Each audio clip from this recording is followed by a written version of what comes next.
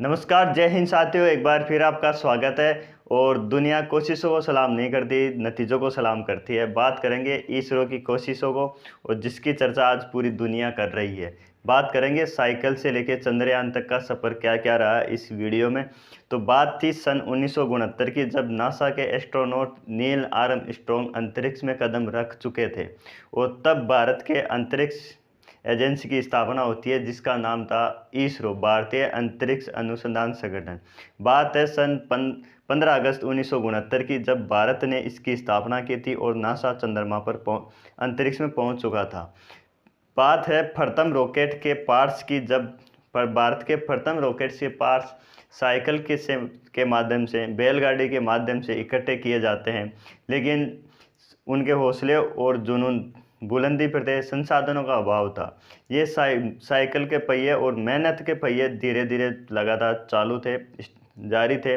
और दिन आता है 19 अप्रैल 1975 को, जब भारत ने प्रथम उपग्रह आर्यभट्ट लॉन्च किया और पूरे विश्व के अंदर अपनी उपस्थिति दर्ज करवाई।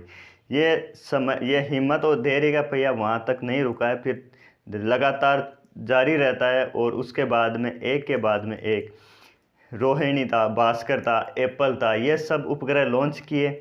उसके बाद में PSLV GSLV रॉकेट, जो भारत के खुद के निर्मित रॉकेट थे, उनकी स्थापना होती है। इससे पहले भारत जो भी उपग्रह लॉन्च किए थे उन्होंने दूसरे देश के रॉकेट्स की सहायता ली थी, लेकिन भारत ने फिर अपने खुद के रॉकेट लॉन्च बना लिए थे और जिसका नाम था PSLV और GSLV।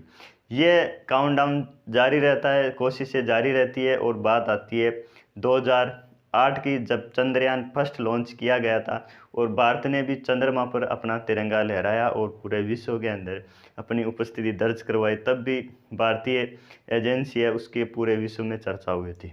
ये काउंटडाउन फिर चालू रहता है और एक के बाद उपग्रह लॉन्च किए जाते हैं। फिर समय आता है 15 फरवरी 2017 को, जब भारत ने पूरे विश्व के अंदर अपना कीर्तिमान स्थापित किया। और वो कीर्तिमान था 104 उपग्रह एक साथ लॉन्च करना, वो भी भारत के रॉकेट के द्वारा।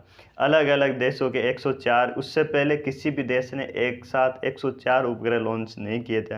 वो था संस्था अपना भारत, जिसका नाम था इसरो। उसके बाद में समय आता है 2019 का समय, जिसको कोई नहीं भूल पाया आज भी। वो तस्वीरें सामने थी जब प्रधानमंत्री और अध्यक्ष महोदय की वो भावुक करने वाली तस्वीरें।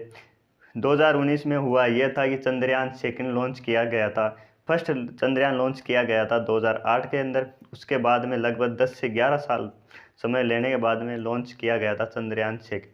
लेकिन हुआ ये थी लास्ट टाइम पे संपर्क नहीं हो पाता है, संपर्क टूट जाता है। और उसी टाइम संपर्क टूटा था, लेकिन जो भारत के वैज्ञानिक हैं उनका हौसला जुनून ये कम नहीं हुआ था और डबल जोश के साथ उन्होंने कमिटमेंट किया था कि हम वापस फिर आएंगे। और 2023 का समय आता है और बात है चंद्रयान थर्ड की। समय था 23 अगस्त 2023 को 6:04 पर, जब भारत ने चंद्रमा पर सॉफ्ट लैंडिंग करवाता है और पूरे विश्व के अंदर, पूरे भारत के अंदर एक खुशी का जुनून, खुशी की लहर रहती है। ये थी चंद्रमा तक पहुंचने की कहानी, जो जितने संघर्ष था उसकी ये। और फिर अब आगे का मिशन है, चंद्रमा पर रुकने वाला नहीं है भारत।